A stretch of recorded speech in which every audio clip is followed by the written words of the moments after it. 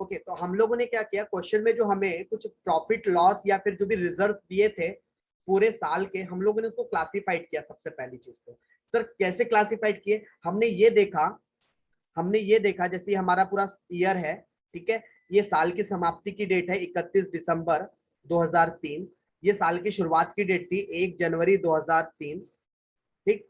हमने देखा कि हमारे पास साल की समाप्ति पर कितना जनरल रिजर्व में बैलेंस रखा है, तो साल की समाप्ति पर हमारे पास जो जनरल रिजर्व में बैलेंस रखा है वो था 24,000।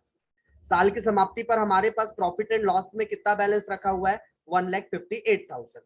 लेकिन जब हमने क्वेश्चन आगे और पढ़ा तो हमें पता चला कि ये जो 24,000 का बैलेंस है ना, ये तो साल की शुरुआत में भी था, ये तो 1 जनवरी में भी था, मतलब मेरे पास सेम बैलेंस साल की शुरुआत में भी था। अच्छा, इसका ये मतलब है कि मैंने पूरे करंट ईयर में एक भी नया जनरल रिजर्व नहीं कमाया, मतलब मैंने पूरे 12 महीने में 1 जनवरी से लेकर 31 दिसंबर तक के मैंने कोई भी एक्स्ट्रा क्या नहीं कमाया, जनरल रिजर्व नहीं कमाया।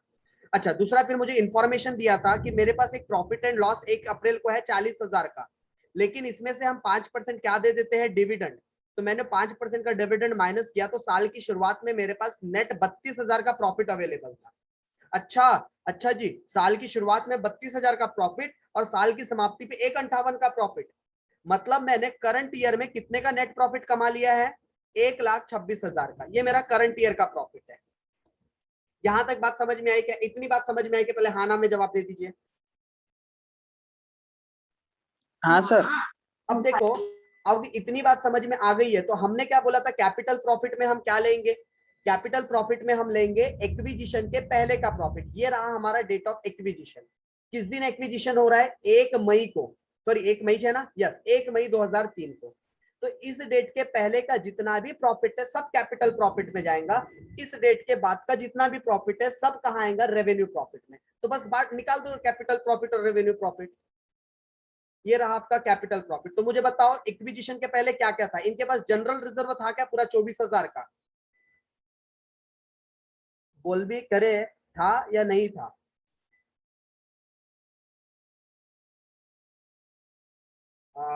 शायद आप लोगों की वॉइस शायद बोल रहे होंगे बट मुझे आ नहीं रही है आप लोगों की वॉइस। तो आप लोग एक काम कर सकते हैं, चैट बॉक्स में बता सकते सर अभी हैं। आ रही है? ठीक है, यस आ रही है।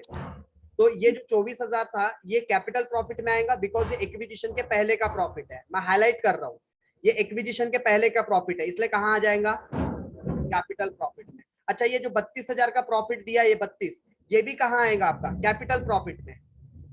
ये हमारा जो साल का शुरुआत का प्रॉफिट था 32,000, ये भी कहाँ आएगा, कैपिटल प्रॉफिट में। ठीक है, क्योंकि ये भी हमारे साल की शुरुआत का, एक्विजिशन के पहले का। अच्छा, और मैंने देखो ये 1,26,000 मैंने ये 12 महीने में कमाए हैं, मतलब पूरे साल भर में कमाए हैं, मतलब ये 1,26,000 ये पूरे 12 महीने की इनकम है। तो ये शुरुआत के 4 महीने की कितनी, क्योंकि शुरुआत के 4 महीने एक्विजिशन के पहले के हैं, तो निकालो ये जो शुरुआत के 4 महीने वाला पोर्शन है ये भी आपका कहाँ आ जाएगा, कैपिटल प्रॉफिट में। तो कैपिटल प्रॉफिट में जो मैंने करंट ईयर में कमाया है उसमें से कितना हिस्सा आएगा, तो 1,26,000 ये 12 महीने की कमाई है, तो प्री एक्विजिशन मतलब 4 महीने की कमाई कितनी होगी, निकाल के बताओ कितनी होती है,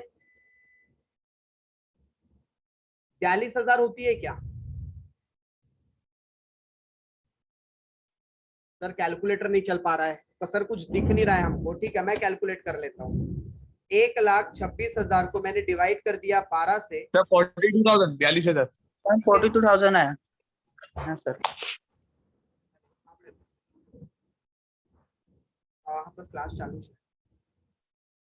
हाँ हाँ हाँ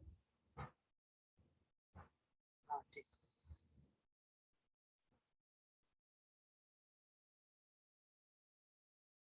ओके, तो ये कितना आ गया इसका, 42,000।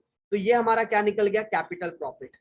ठीक है, वैसे रेवेन्यू प्रॉफिट में हमारे पास साल में बस ये 1,26,000 ही तो हमारे पास एक्विजिशन के बाद था, वो भी पूरा नहीं था।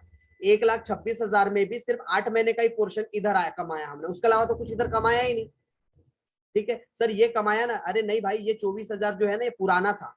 ये जो 1,58,000 है ना, कहाँ भाग गया, ये जो 1,58,000 है ना, इसमें से 32,000 पुराना था और करंट ईयर में 1,26,000 था, लेकिन 1,26,000 में भी 4 महीने का प्रॉफिट पहले जाएगा और 8 महीने का प्रॉफिट आफ्टर एक्विजिशन जाएगा। तो रेवेन्यू प्रॉफिट कितना निकल जाएगा आपका, रेवेन्यू प्रॉफिट में सिर्फ प्रॉफिट एंड लॉस में आ जाएगा 1,26,000 का 12 महीने का है तो 8 महीने का कितना निकालो, कितनी अमाउंट होती है? 84,000 I guess so, if I am not wrong 84,000 आना चाहिए।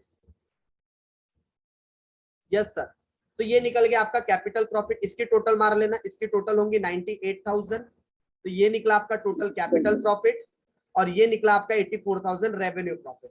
सर फिर इसके बाद क्या करना है, इस कैपिटल प्रॉफिट में होल्डिंग का भी हिस्सा है और इसमें माइनॉरिटी का भी इंटरेस्ट है। तो इसमें जिनका अपना शेयर होल्डिंग रेशियो निकला था, कितना निकला था? 3:1। तो इसे आपको 3 हिस्से होल्डिंग को दे देना है, 1 हिस्सा माइनॉरिटी को दे देना है। और इस रेवेन्यू प्रॉफिट में भी 2 लोगों का हिस्सा है, एक होल्डिंग का और एक माइनॉरिटी का। तो 3 हिस्से होल्डिंग को दे दो, 1 हिस्सा माइनॉरिटी को दे दो।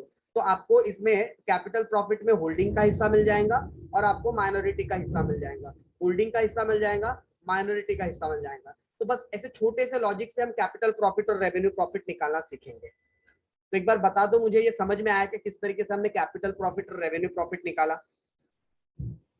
Yes sir. क्लियर है? ओके, तो चलो अभी हम ना क्लास को यहाँ पर ऑफ करते हैं, बिकॉज अभी ऐसे समय पे ज्यादा इंटरनेट और मोबाइल और कंप्यूटर से अवेयर रहना चाहिए।